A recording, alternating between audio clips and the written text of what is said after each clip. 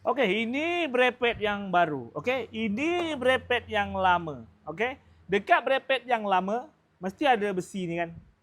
Okey, besi ni fungsi dia untuk apa? Okey, dia menahan panas lah. Okey, jadi kat sini kalau ada besi ni pakailah balik.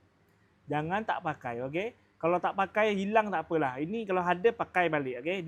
Dia menahan lah orang tu daripada panasnya brepet ini. Jadi sekarang ni kita nak masukkan brepet ni, kita tengoklah. Okey, kat sini dia ada pentil tak pun ada kutil kat sini. Jadi sekarang ni punya kutil ni kalau boleh selaraslah dengan piston ini. Nampak ni? Okey? Kamera tengok kamera. Okey. Jadinya benda ni berada di celah longkang ini.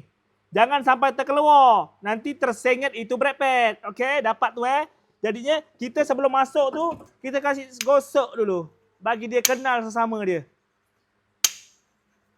Lepas kita gosok, kita masukkan. Tapi sini taruh grease sikit Bagi dia licin lah. Taruh grease sikit. Lepas tu masukkan teruslah di sini.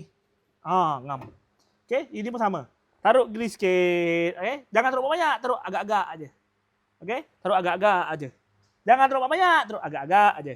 Okey, lepas tu kita masukkan dia ke sinilah. Okey, inilah fungsi pin ni. Okey?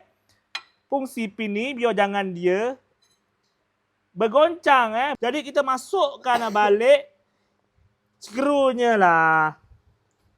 Okey? Taruh grease sikit depan ni. Sikit sahaja. Macam tarik telinga. Masukkan, ikat terus. Ikat balik. Ikat sampai ketat lah. Settle kita buat sebelah sini, kita buat sebelah sana pula. Okey? Jadi apa-apa nanti aku akan buat video lagi. Okey? Papa Cargas.